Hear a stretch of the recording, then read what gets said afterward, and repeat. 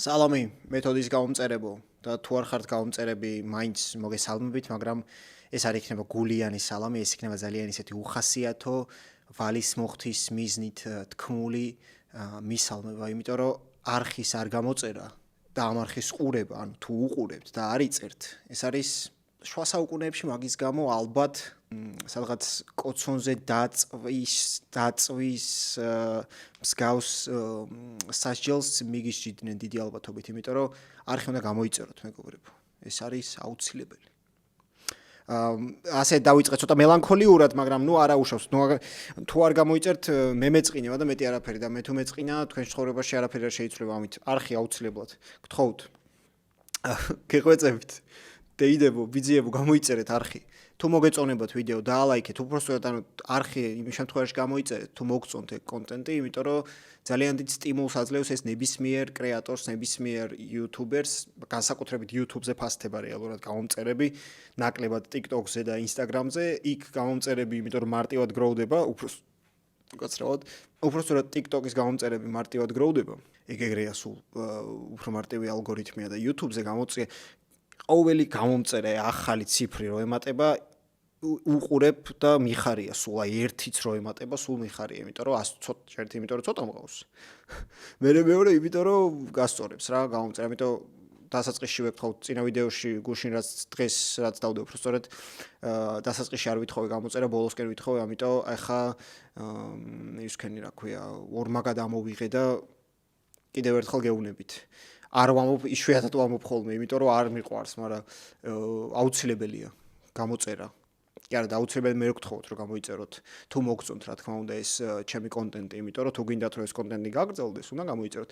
ძალიან გავწელე. შესავალი მეგობრებო, ეს არის კინოამბები, ეს არის მორიგი გამოშვება, სადაც ვისაუბრებთ კინოამბებს და გასულ კვირას ყველაზე დიდი ამბავი, რაც მოხდა ზოგადად და ყველაზე დიდი ამბავი, რაც არის მთლიანად კინოსთვის წლის ყველაზე მთავარი ამბავი არის რა თქმა უნდა ოსკარი და გასულ კვირას ოსკარის ნომინაციები გახდა ცნობილი და ამ ვიდეოში ძირითადად მაგას განვიხილავთ, თუმცა დასაწყისში რა თქმა უნდა გვექნება რჩევა, ორი ფილმის რჩევა გვექნება და მანამდე გვექნება ერთი კომენტარის განხილვა, ამიტომ მე არ გავწელავ შესავალს, კიდევ ერთხელ გეტყვით რომ ბაპატიეთ, კიდევ ერთხელ გეტყვით რომ გამოიწეროთ არხი, დაალაიქოთ ვიდეო და დააკომენტაროთ მაგალითად ისეთი რაღაცეები, რაც ეხლა დამეკომენტარეს მე, რომელსაც წაგიკითხავთ აუცილებლად.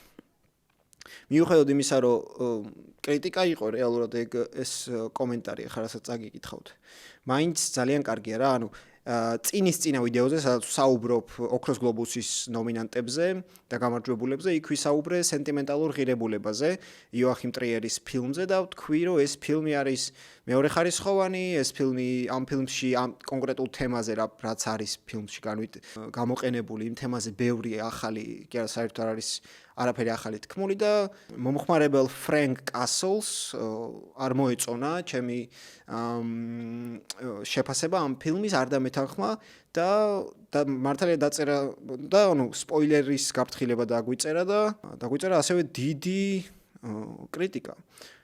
მოდი ეს კრიტიკა წავიკითხოთ. თუ სპოილერები არ გინდათ გაიგონოთ ამ ფილმის, გამოტოვეთ ეს ტაიმკოდებით ყოლა არ მაქვს მითებული, ეგ ტაიმკოდები უბრალოდ გადაახვიეთ და სხვა და გააგრძელეთ ყურება, მაგრამ სპოილერები, ანუ ფილმი თუ ნანახი გაქვთ, დარჩით ამ ტაიმკოდზე და არ გადაახვიოთ. ესე იგი, კომენტარს ვკითხულობ. Sentimental values-ზე ამბობ, რომ არაფერს გეუბნებაო. ნუ არ ვიცი, მესმის რომ ყველა თავისებურად აღიქვამს მაგ ფილმს, მაგრამ ოჯახი ორი დღე ვტიროდით დასასრულზე. ჯერ მარტო ის ფაქტი რა დღის ცხოვრებისეული მიგნება, რომელიც საკუთარ ცხოვრებაშიც მაქვს მე გადატანილი, რომ შენმა მშობელმა შეიძლება დიდი დრო არ გაატაროს შენთან ერთად, შეიძლება გძულდეს კიდეც ის, ან უბრალოდ თავს არ წუნებდე, რომ მას არაფრით გავხარ, მაგრამ გენები თავისას შვება და რეალურად მშობელი და შვილი ყოველთვის ერთ გზაზე აღმოჩნდებიან ხოლმე. მე ყოველთვის მეგონა ხოლმე რომ მამა ჩემისგან ყველაფრით განსხვავდებოდი, ორივე უთქმელები ვართ და დრო რომ გავიდა რაღაცები აღმოვაჩინე. თუნდაც ის რომ რასაც მე ახალგაზრდობაში განვიცდიდი, ეგ მამა ჩემმაც განიცადა თავის ახალგაზრდობაში. თუნდაც ის რომ მამა ჩემი ყოველთვის ნაკლებად მესაუბრებოდა ჩემს ცხოვრებაზე, მაგრამ ყოველთვის იცოდა მე რას გავდიოდი ემოციურად. უმაღლეს დონეზე აქვს იოაკიმს, რატომღაც და არა იოახიმს, მაგ ფილმში წარმოჩენილი არა გულგრილობა, რომელიც შენ დასაწყისში ახსენე. არამედ უთქმელი ხასიათი. რეალურად ეს ადამიანები ერთმანეთზე ზრუნავენ, მაგრამ როცა პრობლემებს ეჩეხებიან, უბრალოდ გაცლას ამჯობინებენ. მე კი ამან მიჩვევა იცის და დაბრუნების ყოველი მცდელობა, რაც უფრო დრო გადის, მით უფრო მძიმე აღმოჩნდება ხოლმე. ამ ფილმში ნავსი გატეხა მამის პერსონაჟის ფილმმა, რომელიც ერთგვარი დაახლოების საშუალება იყო თავის გაუცხოებულ შვილთან. და ხომ ნახე, ესეც ცუდად დატრიალდა რენატე სული მას ახსენებს, რომ ახლა ასე უცებ მოგინა დაბრუნება აქამდე სადიყავი და მამაც პირველივე უარზე ნებდება. იმიტომ რომ ჩაკეტილი და უთქმელი ადამიანები არიან და ეს უმნიშვნელოვანესი მხატვრული თემაა სკანდინავიურ კინოში. როგორ შეიძლება ამაზე თქვა, არაფრის მთქმელიაო. მამის მხრიდან ფილმის დასასრულის შეცვლა, კათარზისი, ან იოაკიმის ფილმზე საუბრობ და ერთხელ არ გიხსენებია მუსიკა. არ ვიცი რა ფილმებს უყურებ, მაგრამ ამ ფილმმა თუ არაფერი გითხრა ან გაჩვენა, ძალიან წუხვარ.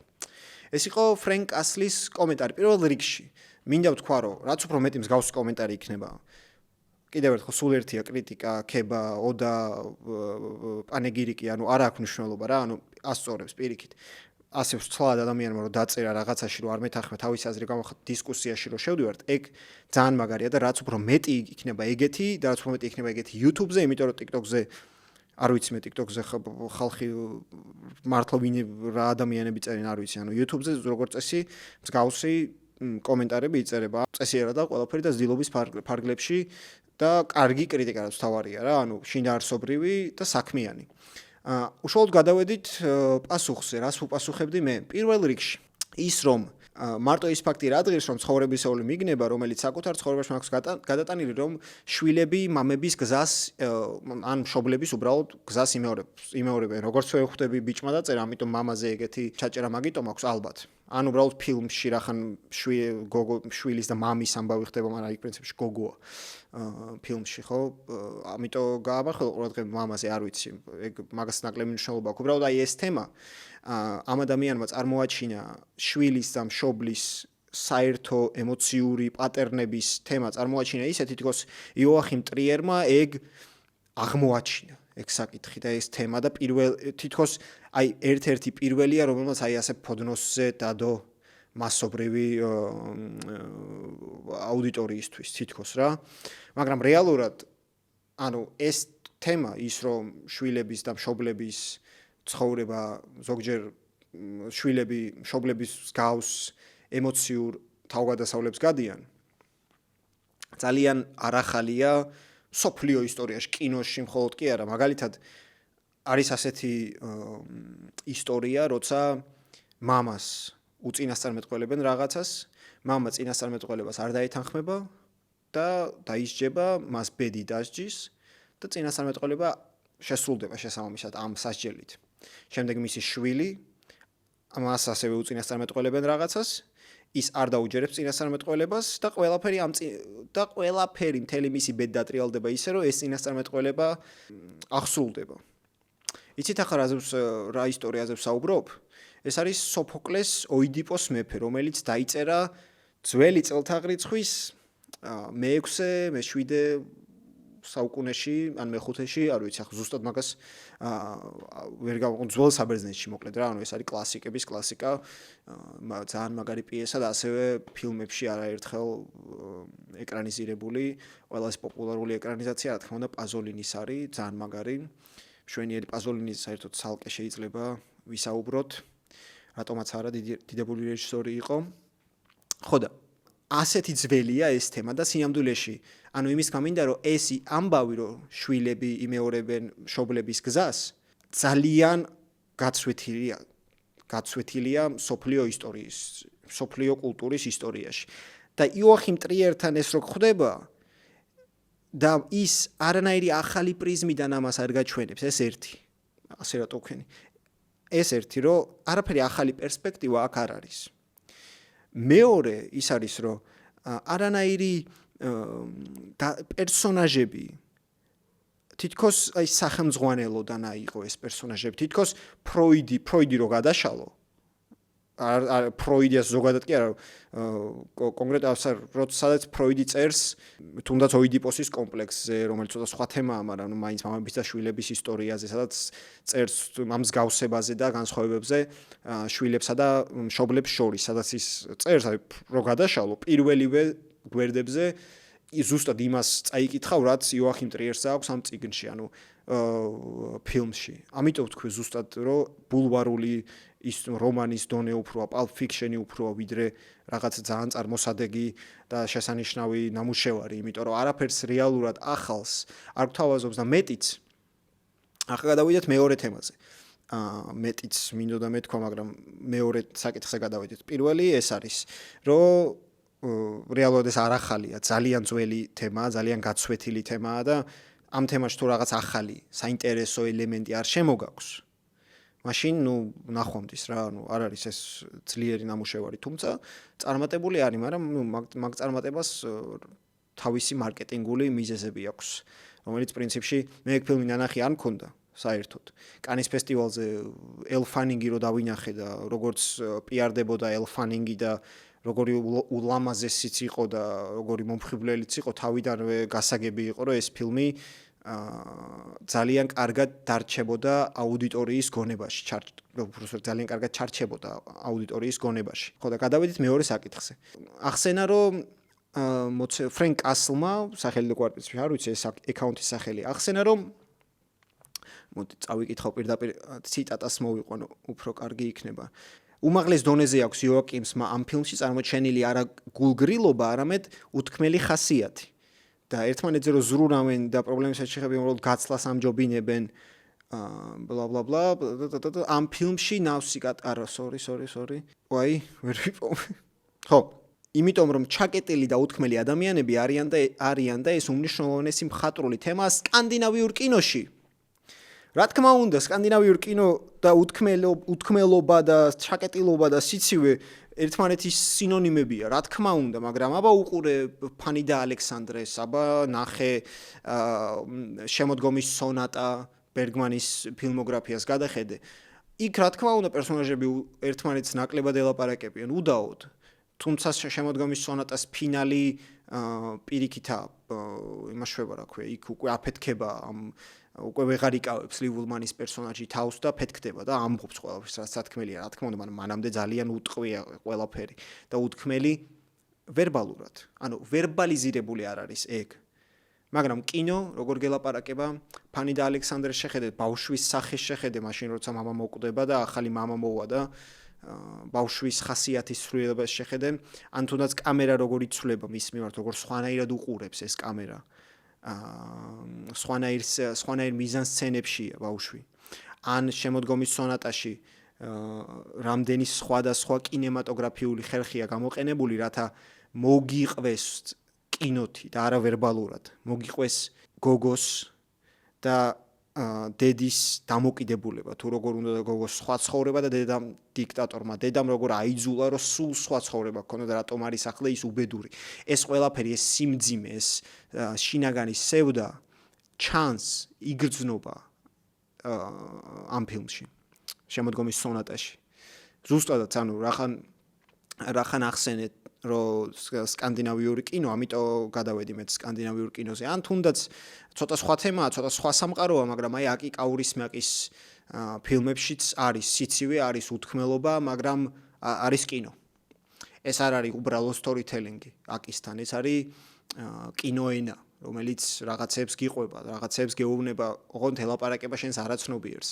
და ამ ფილმში მე ვერ დავინახე. შეიძლება მე ვარ პრობლემა და არ გამოვრიცხავ მაგას, მაგრამ არც თქვენ ბოდიში შენობით რომ მოგმართავ, უბრალოდ რაღაც საუბრის დროს უფრო კომფორტულია შენობით მომართ, მაგრამ თქვენ ეგ მაგაზე მითითებულიც არ გაქვთ, რომ განსხვავებული კინოენა აქცენტი გააკეთეთ იმაზე, რომ თემატიკაზე და მე ზუსტად ამ თემატიკაზე ვთქვი, რომ ეს თემა იმდენად გაცვეთილია, რომ უფრო მეტია არ თქმული ამ თემაზე, ვიდრე თქმული, ანუ თქმული არის ეს სტანდარტი. სტანდარტული შაბლონი მამების და შვილების ურთიერთობის და მათი დაშორების და კომპლექსებისგან თავის არიდების და აი ეს კომფორტის ზონის და ხელოვნების გამოყენების როგორც ამ სუბლიმაციის გზის. ეს ყველაფერი არის აქ, მაგრამ ეს ყველაფერი არის სტანდარტი ამ თემატიკაში. ამ მიმდინარეობაში, ასე ვთქვათ, მიუხედავად იმისა, არ არის მიმდინარეობა, ეს არის, ფსიქოანალიზის ბაზა.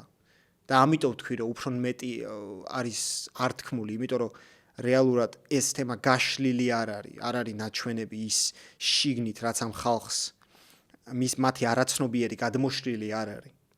მაგრამ ერთის მხრივ რომ იყოს, არ იქნებოდა ეს ფილმი პოპულარული, იმიტომ რომ ძალიან ბევრი ინტელექტუალური რესურსი დაგჭირდება, რომ ამ ფილმმა მოგხიბლოს, დაამძიმებდა ფილმს. მაგრამ ეს ფილმი იყურება როგორც გასაშრობად გაფენილი თეთრეული. აი ძალიან მარტივად, ძალიან როგორ თქვა ეს ფაფუკად.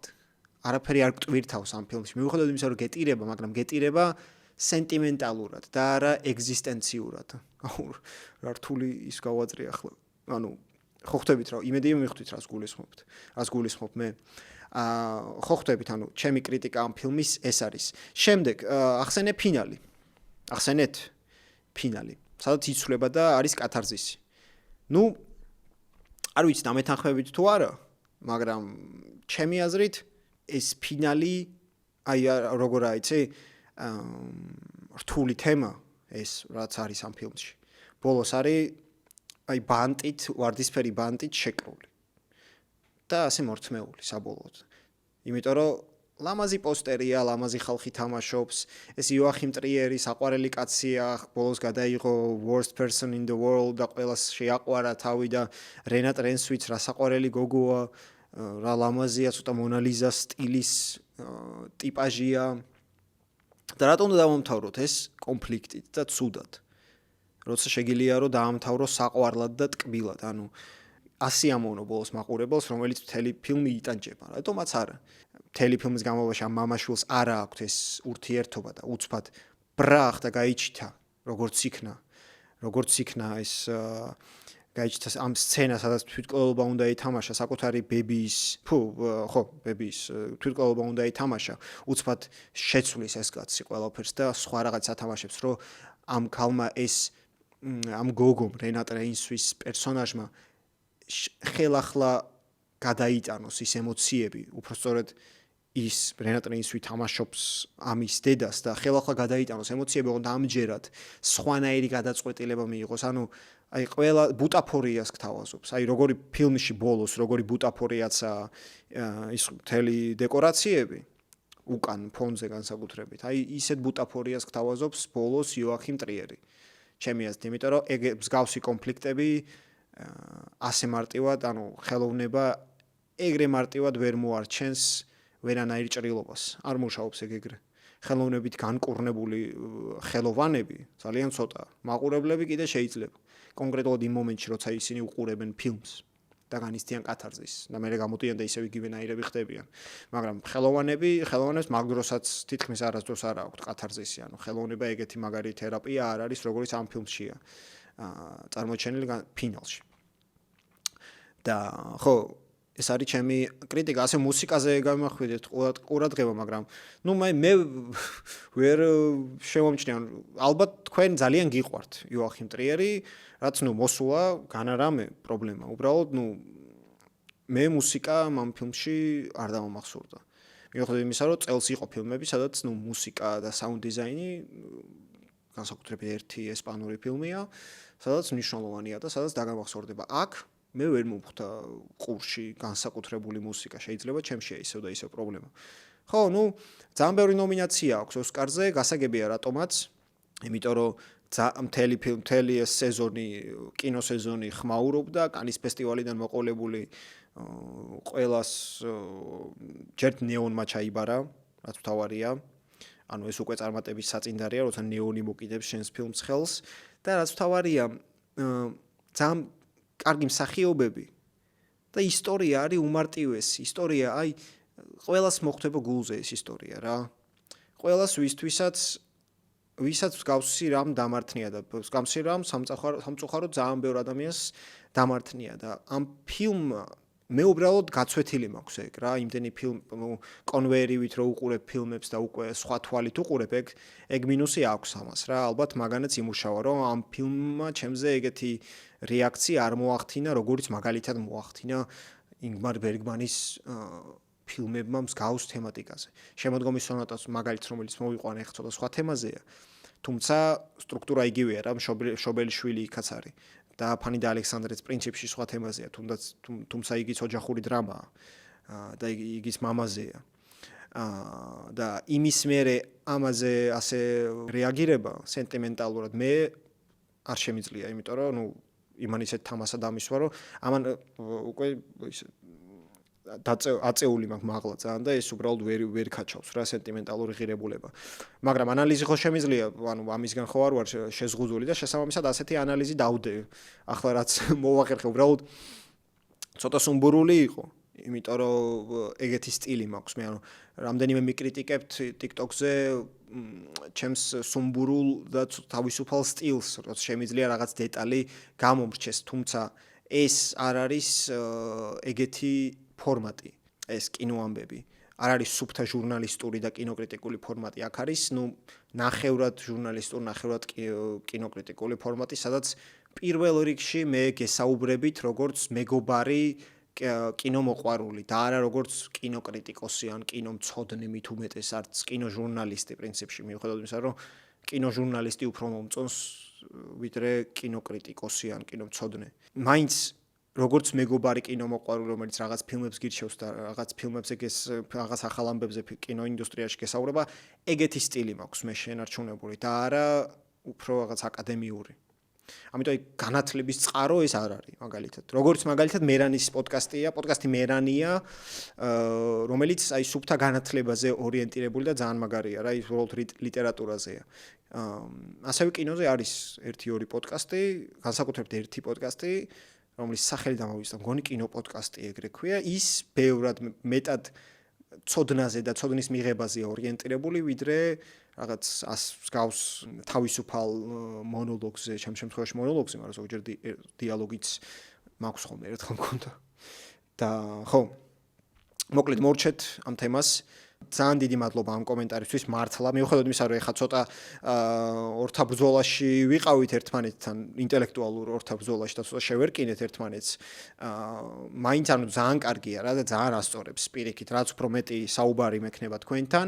ეს პოდკასტი ოდესღაც ლაივ ფორმატში იქნება და მან ბევრად მეტი დისკუსიები და ბევრად ცხარე დისკუსიები გვექნება და პირიქით ძალიან მაგარია და დიდი მადლობა ამ კომენტარისთვის, რაც რომ მეტი მსგავსი, შინაარსიანი და ვრცელი კომენტარები იქნება, მით უფრო კმაყოფილი და მადლობელი ვიქნები და მით უფრო საინტერესო იქნება და ცოცხალი იქნება ეს გადაცემა, პოდკასტი, YouTube პროგრამა, გასართობი, არაგასართობი, ნერდული და ასე შემდეგ. მოკლედ, გადავედით რჩევებს.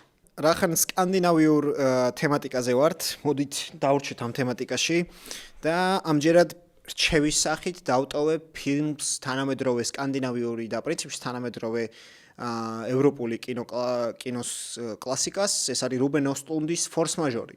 ალბათ ერთ-ერთი ყველაზე თანამედროვე პრობლემაა დასმული ამ ფილმში, უბრალოდ პრობლემა მეტად ისტორიულია და ზოგადად მოიცავს მთლიანი კაცობრიობის ისტორიაში არსებულ პრობლემას, რაც არის ბრალის არაღიარება. ყველაზე თანამედროვე სეტინგში ხდება. ისტორია არის ასეთი. თოვლიანი კურორტია, ოჯახი ისვენებს ამ კურორტში და უცბად ცოლი შეამჩნევს, რომ ეტყვის ქმარს ზვავი უნდა ჩამოწვის ახლაო, შეხედეო. და ქმარი ეტყვის, არა უკაცო ეს მართვადი ზვავიაო, სპეციალურად აფეთქებენ ახლა, რომ მე რაღაცებიო და ცოლი, გიჟი ხო ახლა მართლა ზვავი მოდის. არა, რა სიძახი არ არის ზვავიო და უცბად ჩამოწვება ასე აივანზე არიან და თლიანი ეს ზვავი ჩამოწვება და ჩვენ ვხედავთ, რომ ცოლი მივარდა ბავშვებთან და ბავშვებს გადაეფარა და ქმარმა უბრალოდ მოკიდა ტელეფონს და გაიქცა. ტიპისთვის ტელეფონი უფრო ღირებული გახდა მისი არაცნობიერისთვის. მის ტელეფონის გადარჩენა უფრო ღირებული იყო იმ მომენტში, ვიდრე შვილების, ორი შვილის. ეს არის დასაწყისი ფილმის. და მე თქვენ წარმოიდგინეთ, როგორი იქნება ამ ოჯახის ყოფა დარჩენი საათს ნახევრის განმავლობაში. და აი ამ ფილმში არის ფინალი, რომელშიც დიდად ბევრს აი ლაპარაკი, საერთოდ სიტყვები რო არ იყოს იმ ფინალში. კინოენა იმდენად დახვეწილია კონკრეტულად ფინალში. რომ საერთოდ არაფერს თქმა არ არის საჭირო ვერბალურად, ყველაფერი გასაგებია, ყველაფერი იგრძნობა. ყველა ამ არ დაგისპოილეროთ მოკლედ, ანუ კათარზის მან გრძნობ. და შეიძლება კათარზისაც ვერ გრძნობ, მაგრამ ძლიერ დარტყმას გრძნობ მაყურებელი. მაგით არის მაგარი რუბენ ოსტლუნდის ერთადერთი მაგარი ფილმია, მაგის მერე კვადრატი გინდა და სევდიანი კი არა და სევდის სამკუთხედი გინდა, ანუ არ ვარ გაიგ ფილმები, მე და სვანეთის კინოფესტივალზე იყო ჩვენთან ჩამოსული. რა უნდა და ოღონდ კაცმა არ იცის ვინ ჩამოიყვა და სად ჩავიდა, რატო ჩავიდა, მე აკრიტიკებდნენ კიდეც, მან დრო ჩავიდა, ოღონდ მისიანებიც აკრიტიკებდნენ, თუ არ მეშლება. ხო და მოკლედ ეს ფილმი რუბენ ოსტლუნდის 2014 წელს გადაღებული ფორს მაჟორი. თანამედროვე სკანდინავიური კინოს კლასიკა. გადავედით შემდეგ რჩევაზე. შემდეგი რჩევა არის ფინური კინოს ყველაზე დიდი წარმომადგენლის აკი კაურისმაკის ჩემთვის ყველაზე მისი საყვარელი და ყველაზე მაგარი ფილმი. ეს არის 90-იანებში გადაღებული მე დავიქირავე სერიული მკვლელი, სადაც თამაშობს დაავისდა მსახიობის სახელი ანტუან დუანელს, ვინც თამაშობს ფრანსუა ტრიუფოს 400 დარტყმაში, მაგ მსახიობის სახელი აუმივარდა თავიდან, ეხლა მიუხედავად, მაგრამ ნუ დიდი არაფერი მსახიობი არა, ძალიან ისეთი ჩემი აზრით საკმაოდ ხე მსახიობია და ძალიან კარგად თამაშობს მაგ ხეს ერთ-ერთ slow ნელი კინოს ფილმში ლუი მე-14-ს თამაშობს, რომელიც მთელი ფილმი წევს უბრალოდ და მან მართლა მაგრად თამაშობს. დამოვიწყდა ტიპის სახელი არა და ძალიან ცნობილია. და ძალიან ისეთია რა, მოკლედ. კინო მოყვარულებისთვის ეს არის ანტუან დუანელი და ფილმში მე დავიქირავე სერიული მკვლელი რა ხდება. ოფისის კლერკია ჩვეულებრივი, რომელსაც გააგდებენ სამსახურიდან შეცირების გამო, რაქნას ამ კაცმა რაქნას არ იცის, მეტი ანუ დაკარგა რაობა ტიპმა და გადაწყვიტა რომ ბარემ თავს მოვიკლავო რა, ანუ რაღა აზრი აქვს, ანუ მე თუ არ ვიმუშავე, მაშინ ვინ ჩემ ფეხები ვარ რა. და ერთი სადა თავის მოკლა არ გამოუვიდა, მეორეჯერ სადა არ გამოუვიდა, მესამეჯერ სადა არ გამოუვიდა და გადაწყვიტა მკვლელის დაქირავება. წავიდა, გადაიხადა ფული და დაიქირავა მკვლელი რომ მოკლას ის, მაგრამ მე აღარ მოუნდება რატომღაც სიკვდილი. ნახავთ რატომაც, მაგრამ მკვლელი რომ დაქირავებული და ფული რომ გადახდილია უკვე. მიდი და მიასწარი ახლა დამკვეთს და უთხარი რომ აღარ მინდა გზაში რომ მოკლას მე რა შვები. ეგა მე მთელი ფილმი ეგ ამბები ხდება და ვისთვისაც აკი კაურისმაკის კინო უცხოა, აი ეს ფილმი ჩემი აზრით ძალიან კარგი შესავალია აკი კაურისმაკის სამყაროში, იმიტომ რომ თან კარგი ისტორიაა, თან კარგი კინოა, კინემატოგრაფი ძალიან კარგია მანდ. ამიტომ ამ ორ ფილმს დავტოვებ დღეს რჩევად, პირველი არის ფორს მაჟორი, მეორე არის მე დავიქირავე სერიული მკვლელი. ახალი ამბები, თავარი ახალი ამბავი რა იყო?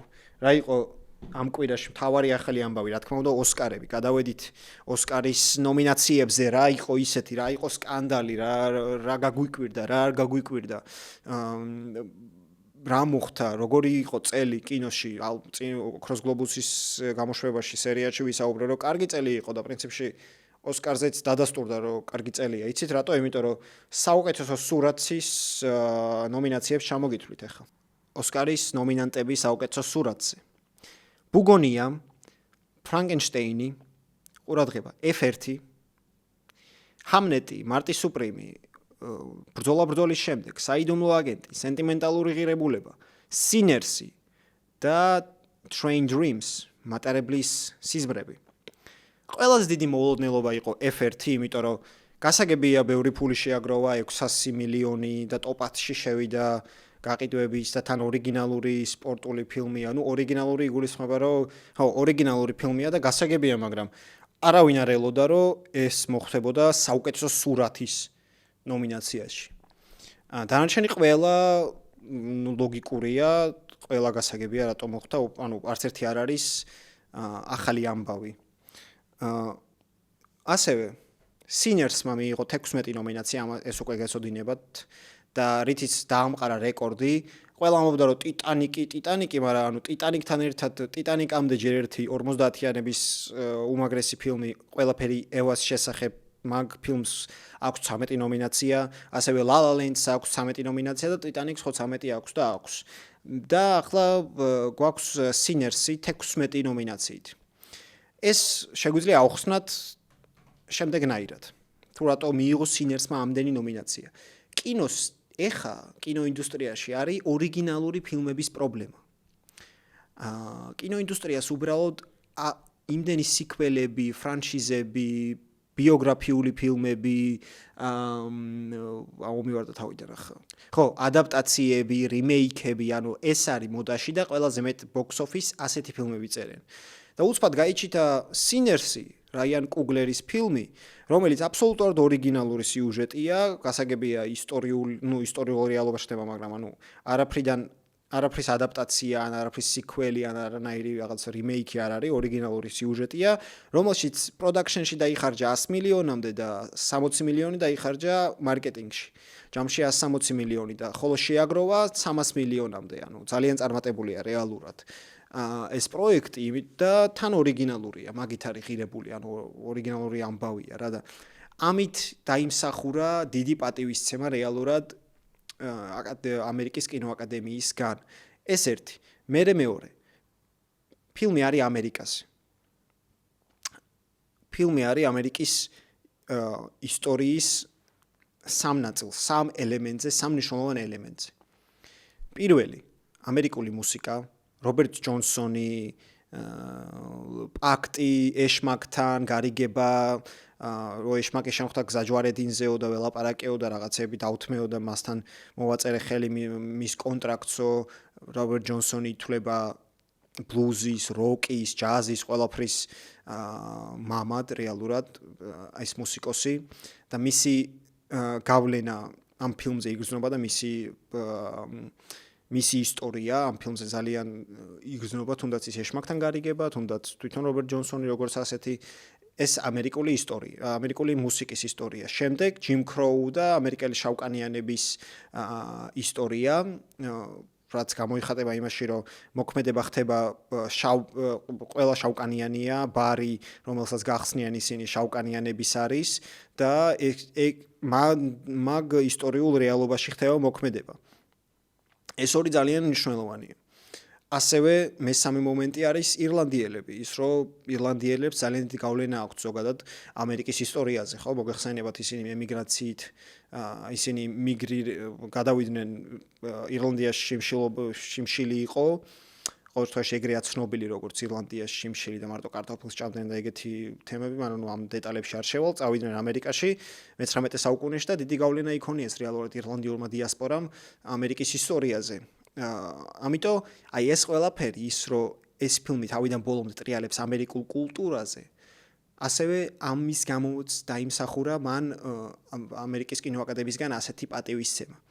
თუმცა მე ასეთ პროგნოზს გავაკეთებ, რომ ამ 16 ნომინაციიდან Sinners-ი აიღებს მხოლოდ ტექნიკურ ნომინაციებში ჯილდოს.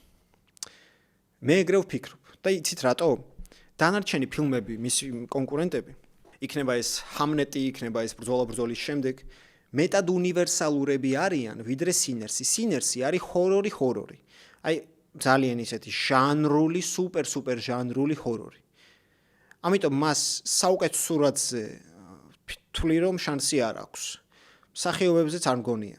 ძალიან ბევრია ეგეთი ფილმი, ძალიან ბევრის გახსენება შეიძლება, რომლებსაც უამრავი ნომინაცია ჰქონდათ და არც ერთი ჯილდო. Sinners-ი მგონია რომ ერთ-ერთი ის იქნება, მსგავსი იქნება, რადგან ამერიკის კინოაკადემია მაინც ისწრაფვის ისეთი ფილმების დაჯილდოებებისკენ, რომლებიც უფრო უნივერსალურ ისტორიას ყვებიან და რაც უფრო უნივერსალურია და რაც უფრო რაც უფრო ყველას ედება ნებისმიერი კლასის ადამიანს, ნებისმიერი ჯურის ადამიანს, ნებისმიერი ეროვნების ადამიანს, ნებისმიერი ხასიათის ადამიანს, ეგ მსგავსი ფილმები უფრო მეტად უყვარს კინოაკადემიას, ვიდრე ასეთი ჟანრული ფილმები და მით უმეტეს ჰორორები. გახსოვთ სუბსტანციას რა დაემართა შარშან? მიუხედავად იმისა, რომ ყველას ძალიან შეუყვარდა ეს ფილმი და ყველას ძალიან მოეწონა, ხო? ანუ ოსკარზე მე მგონი ძალიან ცოტა ჯილდო მიიღო, თუ მიიღო საერთოდ აღარც მახსოვს. და მგონია რომ Sinners-ი მსგავს ბედს გაიზიარებს, ექნება ჯილდო ალბათ ოპერატორულ ნამუშევარში, ალბათ set design-ში ან კოსტუმებში ან რავე მსგავსში. შეიძლება სამსახიობო, მეორე ხარისხოვან სამსახიობოში კონდეს ასევე ჯილდო და არ ვფიქრობ დანარჩენ სერიოზულ ჯილდოებზე თუ გაიწევს რაიან კუგლერის სინერსი. ეს არის და ეს. გადავედით შემდეგ ნომინანტებს. დანარჩენებზე ბევრი რა უნდა ვისაუბრო პრინციპში. ბუგონიაზე არაერთხი ვისაუბრე, გასაგებია ფრანკენშტეინი, გასაგებია ჰამნეტი ხო გასაგებია, მარტი სუპრიმი ჯერ არ მაქვს ნანახი და მარტი სუპრიმს იმ კვირაში ვნახავ და უეჭველი გავაკეთებ ვრცელ ვიდეოს კონკრეტულად მარტი სუპრიმზე, იმიტომ რომ მიღირს და მაგიტო. ბრძოლის შემდეგ ასევე ახალი არაფერი, საიდუმლო აგენტი 2 საათ და 40 წუთიანი ბრაზილიური ფილმი, რომლის მაგივრადაც No Other Choice პარკ ჩან ვუკის ბევრად საინტერესო იქნებოდა აქ რო ყოფილიყო, იმიტომ რომ გასაგებია რომ საიდუმლო აგენტ შანსი არ აქვს აქ და No Other Choice, რა თქმა უნდა, უფრო ნაკლებ ასევე შანსი არ იქნებოდა საუკეთესო სურათში, მხოლოდ პარაზიტები ვიცით, არა ამერიკული ფილმი რაც არის. და ბევრად საინტერესო იქნებოდა მაინც რო ყოფილიყო No Other Choice ვიდრე საიდუმლო აგენტი აქ. და ძალიან უცნაურია რომ საერთ No Other Choice ერთი ნომინაციაც არ აქვს. რაც ძალიან უცნაურია, მაგრამ ეგეთებიც ხდება. სენტიმენტალური ღირებულება, რომელზეც ვისაუბრე და Train Dreams. ძალიან მაგარი ფილმი. უმაგრესი ფილმი.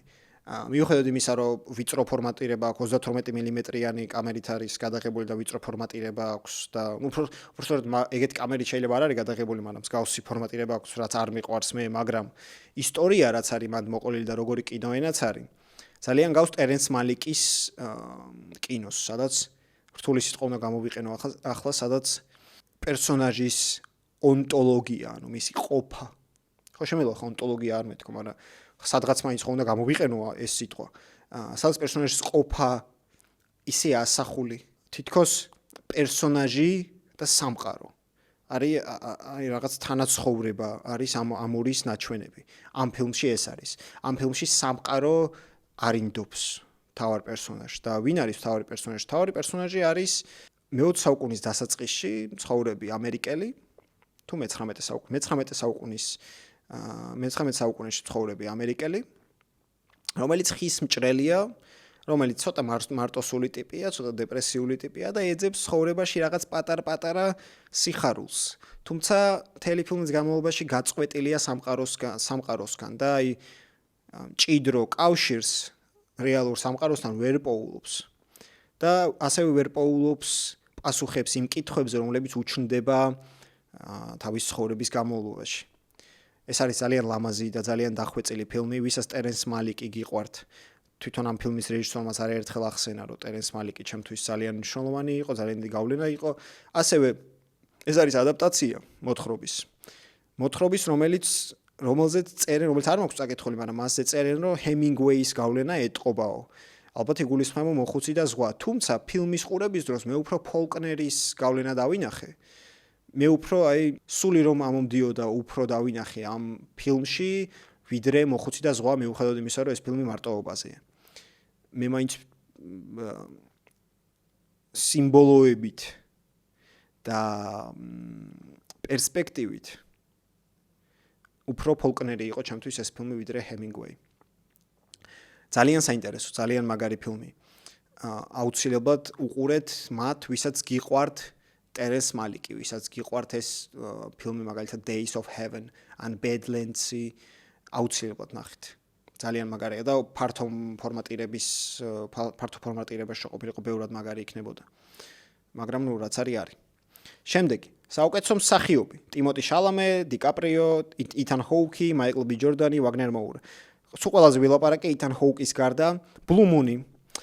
ეს არის ფილმი მიუზიკლების წერალზე, მიუზიკლებისთვის მუსიკის ლირიცისტზე, ლორენს ჰარტზე, რეალურად არსებულ ადამიანზე, მის ერთ დღეზე ბარში, სადაც ის ყველა მის კომპლექსს და ყველა მის შიშს და ყველა მის პრობლემას უცბად ერთ ბარში გადაეჩეხება, იქნება ეს მისი კუმირი, იქნება ეს მისი კოლეგა, რომლისაც შურს, ან იქნება ეს ქალი, რომელიც მას უყვარს, მაგრამ ქალი მას სიყვარულით არ პასუხობს და მთელი მისი ეს ცხოვრებისეული ტანჯვები და სირთულეები უცბად ერთ ბარში გაიჩიტება და ეს ფილმი პრინციპში საათი და 40 წუთი მხოლოდ ერთ ბარში მიმდინარეობს. და ყველა პერსონაჟი, უმეტესობა პერსონაჟების რეალურები არიან, ესენი არიან ამერიკული მიუზიკლების მწერლები, თამაშობს თავარ როლში, როგორც ნახეთ არის ითან ჰოუკი, ასევე თამაშობენ მარგარეტ კოლი და ენდრიუ სკოტი მაგალითად და ძალიან ისეთი კარგი ფილმი რიჩარდ ლინკლეიტერის ფილმია და რიჩარდ ლინკლეიტერს ვენაცვალე უბრალოდ ეგ არის უჯიგრესი კაცი, იმიტომ რომ წელს გადაიღო 2 ფილმი, ახალი ტალღა გოდარზე და ჟან სიბერგზე და აქეთ გადაიღო ბლუ მუნი ამერიკაზე და რა თქმა უნდა ახალი ტალღა ფეხებზე დაიკიდა ამერიკის კინოაკადემიამ, იმიტომ რომ რა შეაინტერესებთ ფრანგული ისტორია, რატო უნდა მიცენ ნომინაცია, აშვაშია მაგათთვის, თუმცა აქეთ გადაიღო ამერიკული ჰოლივუდის ისტორიაზე, ამიტომ იმან უფრო მეტი დაფასება მიიღო ვიდრე ახალმა ტალღამ და მე ახალ ტალღაზე მეტად ეს ფილმი მომეწონა, მაგრამ აი ორივეს ვაფასებ, იმიტომ რომ ორივე საათ და 40 წუთიანი. საიდუმლო აგენტი ბრაზილიური ფილმი არის 2 საათ და 40 წუთიანი და ახლოსაც არ არის ეგეთი ქრონომეტრაჟი საჭირო ამ ფილმისთვის. არაფერი ისეთი მან არ ხდება საერთოდ. ანუ მიუხედავად იმისა, რომ ცოტა მეტი დეტალია და რაღაც სიუჟეტი არ ჭირდება. ანუ საათ და 40 წუთში მაგასაც დაატევდი. ამიტომ მე ვასწრება მაგითო რიჩარდ ლინკლეიტერი, რომ აი აქ დარჩა, აი ასეთი სტილში დარჩა, რომ აი კინო არ უნდა იყოს თუ რაღაც დიდი ისტორიას არ ყვება, არ უნდა იყოს 3 საათიანი და 4 საათიანი. უნდა იყოს ეს საათ და 40, გენაცვალე, გეხოტუნე, მაგარი კაცი ხარ. და იტან ჰოუკს შვენიერი პერფორმანსი აქვს მან. სინერზე ხო გავაკეთე პროგნოზი, რომ ვერ მოიგებს და Best Pictures ჩემი აზრით მაინც მოიგებს ბრძოლის შემდეგ. ეგრე მგონია მე. საუკეთესო მსახიობში ტიმოტი შალამე, როგორც ნახეთ, გაიგეთ რეკორდი მოხსნა, 3 ნომინაცია მიიღო, რომელიც უბრალოდ რეკორდი გაიმეორა, მარლონ ბრანდოს 30 წლამდე ქონდა 3 ნომინაცია უკვე და ამასაც 30 წლის არის და მესამე ნომინაციით ახლა დაიხუნძლა და ამით დაეწია მარლონ ბრანდოს რეკორდზე მოკლედ რაები ხდება წლევანდელ ოსკარზე. თუმცა მე არ მგონია რომ ტიმოტი შალამე ამ როლისთვის მიიღებს ოსკარს, არ ვფიქრობ ეგრე. მიუხედავად იმისა, რომ მარტო სუპრემი ჯერ არ მაქვს ნანახი, მე მაინც რატომღაც ითან ჰოუკი მესახება ჩემს გონებაში ოსკარით ხელში. რატომღაც, არ ვიცი რატო, ზუსტად. მაგრამ აი ეგეთი გზნობა მაქვს მის მიმართ, მისი წარმატების მიმართ, იმიტომ რომ აი ლორენს ჰარტს თამაშობს ამერიკის ისტორიაში ცოტა მნიშვნელოვან ტიპს თამაშობს, მნიშვნელოვანი ფილმები აქვს, ფილმებში აქვს მონაწილეობა მიღებული ფილმების შექმნაში. და რატომაც არა, მაიკლ ბი ჯორდანს შანსი არ აქვს, ვაგნერ მოურავს და საერთოდ დაივიწყეთ, დიკაპრიო, ითან ჰოუკი, ტიმოტი შალამე აქ უნდა იტრიალოთ და არ ვფიქრობ, რომ დიკაპრიოს ამ როლში მიცემენ ოსკარს. რაღაცა მეეჭვება ეგ ვარიანტი და ნუ მარტის სუპრემს რო ვნახავ, მე გეტყვით ტიმოტი შალამე თუ ითან ჰოუკი. თუმცა, რა თქმა უნდა, ფავორიტი არის ტიმოტი შალამე, ცხადია.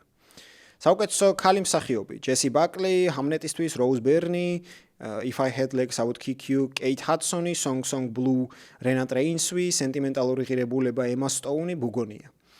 მოულოდნელი აქ არაფერი არ არის, გარდა იმისა, რომ კეით ჰადსონი, Song Song Blue მე ნანახი არ მაქვს, ამიტომ მას Song Song Blue არ მაქვს ნანახი, ამიტომ კეით ჰადსონის პერფორმანსზე ვერაფერს ვერ ვიტყვი, დანარჩენები ყველა მშვენიერია performance wise. სულ ყველა მშვენიერია პრინციპში, მიუხედავად იმისა, რომ სენტიმენტალურ ღირებულებას მე ვიწუნებ და ჰამლეტსაც ვიწუნებ, რო არ მოგატყუოთ. აქ ვფიქრობ, რომ ოქროს გლობუსის ლოგიკას გაყვებიან და ჯესი ბაკლის მისცემენ ჰამლეტს. ვისცემენ ოსკარს. ჯესი ბაკლიმ და როუზ ბერნიმ ორივე მიიღო იქ ოქროს გლობუსი, ამიტომ ეხლა დავიბენი. ჯესი ბაკლი ვფიქრობ, რომ ფავორიტია აქ. შემდეგ Best Supporting Actress, საუკეთესო მეორეხარისხოვანი როლისთვის, ელ ფანინგი, ინგა იპსტოტერ ლილიასი, ორივე სენტიმენტალურ ღირებულებაში, ემი მადიგანი იარაღებში, ვუნ ნიმი მოსაკუ სინერში, ტეიანა ტეილორი ბრძოლის შემდეგ.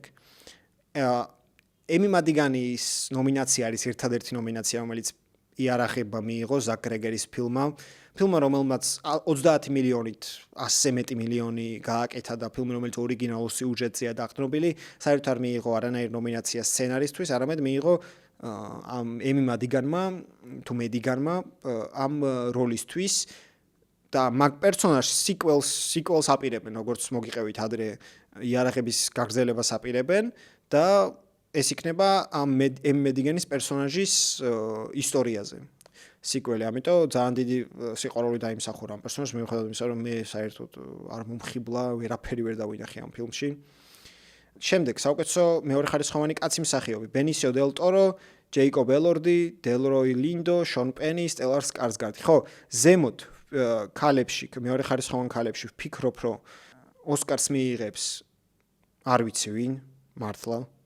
ანუ შემიძლია თქვა რომ ტეიანა ტეილორი, მაგრამ თუმცა მე ვფიქრობ, რომ ბრძოლა-ბრძოლის შემდეგ წალეკავს და ძალიან ბევრ ოსკარს აიღებს, ეგრე მგონი. შემდეგ, საუკეთესო კაცი მსახიობი რო ჩამოვთვალე, აქ შონ პენზე. შონ პენის პერსონაჟი, ლოკ ჯო, ფილმში ბრძოლა-ბრძოლის შემდეგ რატომღაც კი არა და შონ პენმა გადაწყვიტა, რომ შეიქმნა პერსონაჟი მისი გარეგნული თვისებებით და აი ასე აეგო ფსიქოტიპი. იქნება ეს, როცა ის ისველებს ხის სავარცხელს და ისე ივარცხნის თმას, როცა ის დადის რაღაცნაირად კოჭლობით და ასე შემდეგ მთელი ეს ფსიქოტიპი შექმნა გარეგნულ თვისებებზე რა. და შინაგანით საერთოდ ძალიან ცარიელია მისი თამაში ამ ფილმში. ამ კონკრეტულ ფილმში მიუხედავად იმისა, რომ შონ პენი ექსტრა კლასის მსახიობია და 2 ოსკარი აქვს და მე მეეჭვება, რომ აკადემიამ მესამე ოსკარი მიანიჭოს მას. დიდი ალბათობით ოსკარი წავა ან სკარსგარდის, ან ჯეიკობ ელორდისკენ, იმიტომ რომ ის თამაშობს ფრანკენშტეინის შექმნილ ურჩხულს და ამ კინოაკადემიას ძალიან უყვარს, როცა მსახიობები მეიკაპებს იკეთებენ, როცა ასეთ რაღაცებს აკეთებენ, რა ტრანსფორმაციას განიცდიან, ეგ ძალიან ევასებათ კინოაკადემიაში. ამიტომ ვფიქრობ სკარსგარდს და ელორდის შორის. და ეს არის პირველი ნომინაცია სკარსგარდისთვის, სხვა შორის. და სკარსგარდზე იმიტომ ვფიქრობ, რომ ოქროს გლობუსი აიღო და ოქროს გლობუსი უმეტესწილად წინასწარმეტყველებს ოსკარებს. შემდეგ, საუკეთესო რეჟისორი. პოლ თომას ანდერსონი, რაიან კუგლერი, ჯოშ საფტი, იოახიმ ტრიერი და ქლოე ჯაო. აქ მე მგონია, რომ ისევ და ისევ ოქროს გლობუსი გამივარდება და პოლ თომას ანდერსონი მიიღებს, იმიტომ რომ ბრძოლა-ბრძოლის შემდეგ ძალიან შეუყვარდა ჰოლივუდს ეს ფილმი, ძალიან. და ვფიქრობ, რომ აი პოლ თომას ანდერსონი ისედაც სულ უყვარდა ამერიკის კინოაკადემიას, არასდროს არ მალავდნენ ამას, უფრო მეტად უყვარდა ანდერსონის შოუ ვიდრე ტარანტინო. და აქაც მგონია, რომ ოსკარით ხელში დავინახავთ ბატონ პოლ თომას ანდერსონს. იმიტომ რომ რაიან კუგლერი სინერსისთვის, ჰორორისთვის დააჯილდოვონ, ჰორორს არ მისცემენ ოსკარს რა, შანსი არა. ანუ ფილმების კატეგორიაში უბრალოდ რეჟისორისთვის, საუკეთესო სურათისთვის, საუკეთესო მსახიობისთვის ჰორორს არ მისცემენ, ანუ ჟანრობრივად ჰორორს. თქვენი ტყვით ჯოკერს რატომ მისცეს მაშინ და ჯოკერი არ იყო ჰორორი, როგორც ასეთი, უფრო ფსიქოლოგიური დრამა იყო რა, ანუ ეგ სხვაა ცოტა. შემდეგ, ადაპტირებული სცენარი. ბუგონია, ფრანკენშტეინი, ჰამლეტი, ბრძოლა-ბრძოლის შემდეგ, Train Dreams. ამაზე შემიძლია თქვა, რომ ახალი აქ არაფერი არა, ყველაფერი მოსალოდნელი და ლოგიკურია და აქაც ვფიქრობ, რომ სცენარში ისევ ბრძოლა-ბრძოლის შემდეგ დაჯილდოვდება, თუმცა ამ ხუთში მე ავარჩევდი ან ბუგონიას, ან Train Dreams, უეჭველი. საუკეთესო ორიგინალური სცენარი. Blue Moon, It Was Just an Accident, Marty Supreme, Sentimental Value და Sinners. ანუ ამ ნომინაციაშიც არ მოხვდა No Other Choice, რაც ძალიან უცნაურია. მე დავაჯილდოვებდი აქ, რა თქმა უნდა, It Was Just an Accident. გარდა იმისა, რომ პოლიტიკური მიზეზების გამო, რომ ირანის გამოჩენა კინოში ძალიან მნიშვნელოვანია, ახლა და ძალიან მნიშვნელოვან კონფლიქტთან ეხმაურება ამ ფილმის შინაარსი ირანში რაც ხდება იმას ძალიან სერიოზულად ეხმაურებათან და ამავდროულად ბევრად ძლიერი გაშლა აქვს კონფლიქტის ამ ფილმში ჯაფარ პანახის ვიდრე მაგალითად Blue Moon-ში სადაც ახლა სცენარი კი დიალოგებზე აგებული მთელი ფილმი, მაგრამ ეგეთ დახვეწილი შინაგანი კონფლიქტები და სასპენსი არ არის, ახლოსაც არ არის აქ და დრამა, ვიდრე It Was Just an Accident-ში. სენტიმენტალურ ღირებულებაზე თქვი, Sinners-ის სცენარზე, ახლა Sinners-ი რატომ უნდა იყოს ნომინირებული საუკეთესო სცენარზე? არაფერი სცენარის მაგას არა, სცენარს საერთოდ მე მგონი არც აქვს, გარდა იმ სტრუქტურისა, რომ შუაში უნდა გაიჩნდონ ვამპირები. და всё, ფილმში ის არ არის, Sinners-ში არ არის, ასე ვთქვათ, აი მეტაფორა კაუჭი, რომელიც ასე დაგიჭერს და გაიძულებს, რომ დანარჩენი ფილმი, აი 1 საათის მერე ფილმს კიდევ უყურო რა, მიუხედავად იმისა, რომ ახალი რაღაცა ხდება. ანუ ეს მომენტი არ აქვს ის, რაც აქვს ფილმს From Dusk Till Dawn. რობერტ როდრიგესის ფილმს ტარანტინოს სცენარით, რომელიც არის გახდა შთაგონება სინერსის, იმიტომ რომ სტრუქტურულად გავს იქაც ვამპირები, აქაც ვამპირები, იქაც შუაში იჩნდებიან ვამპირები, მაგრამ იმ ფილმში კონფლიქტები გაქვს უამრავი და აქ სცენარი საერთოდ არ არის, საერთოდ არ გიყვება არაფერს ეს ფილმი, საერთოდ.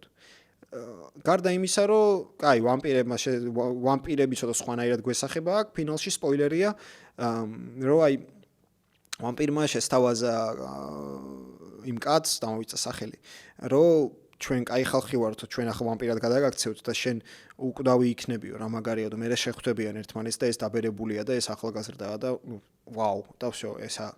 მაგრამ სცენარულად, სტრუქტურა, სიუჟეტი ამ ფილმს დასამახსოვრებელი საერთოდ არ გახსოვს უბრალოდ ყურების შემდეგ, გახსოვს ვიზუალები.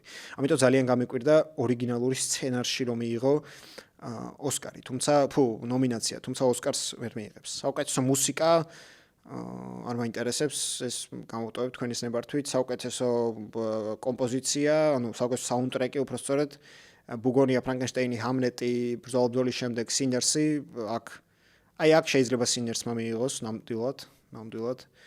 შემდეგ საუკეთესო საერთაშორისო ფილმი It was just an accident, სენტიმენტალური ღირებულება, სირატი, საიდუმლო აგენტი და ჰინდრაჯაბის ხმა. სირატზე არ მოგიყევით ოქროს გლობუსის ვიდეოში, იმიტომ რომ ნანახი არ მქონდა. სირატი არის ოლივერ ლაქსის ოლივერ ლაქსის ხრო წერია, მაგიტო ქსუთი ვკითხულობ, ოლივერ ლაშე უნდა.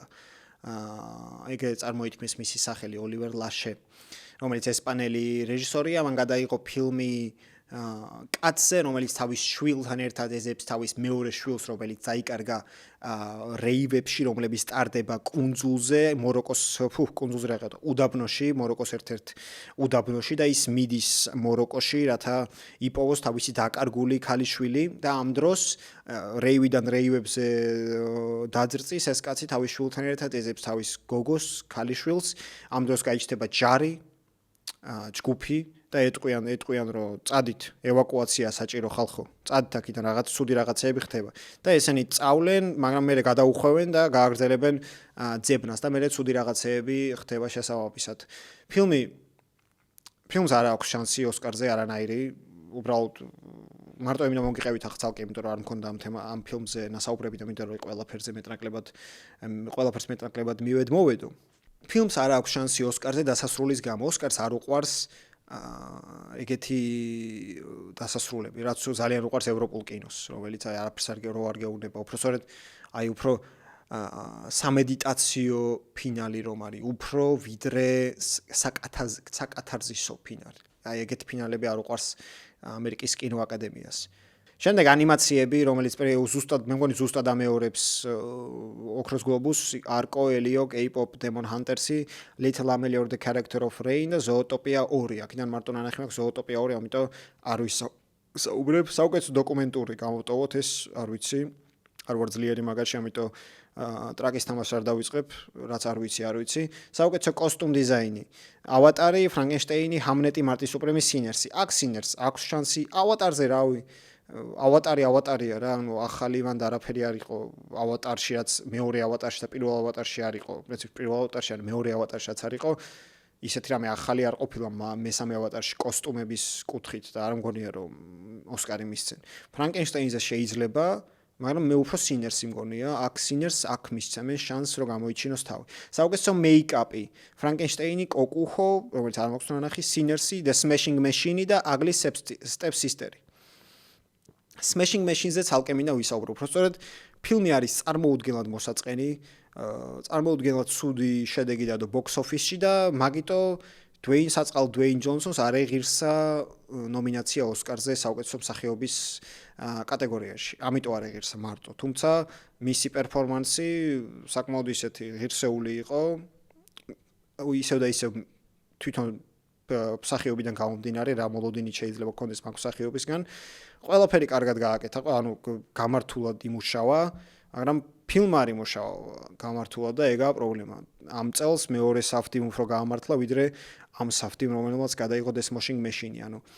პროსტო ფილმი რო კარგი ყოფილიყო, მე ვიტყოდი რომ დვეინ ჯონსონი გაიწევს ოსკარზე და შეიძლება მიიღოს კიდეს ეგ ოსკარი, ნომინაციებში უეჭველი იქნებოდა. მაგრამ როგორც დაალაგდა. ამ მეიკაპებში ჩემი აზრით, აქ Sinners შეიძლება მისცენ შანსი, თუმცა Frankenstein-იც კარგი ვარიანტია. დანარჩენები არ მაქვს ნახი, Death Washing Machine მაქვს, The Ugly Stepsister და Coco არ მაქვს ნახი. Best Production Design-ი, Frankenstein-ი, Hamlet-ი, Marty Supreme-ი, ბრძოლის შემდეგ Sinners-ი. აქ, რავი, აზე არ ვარ.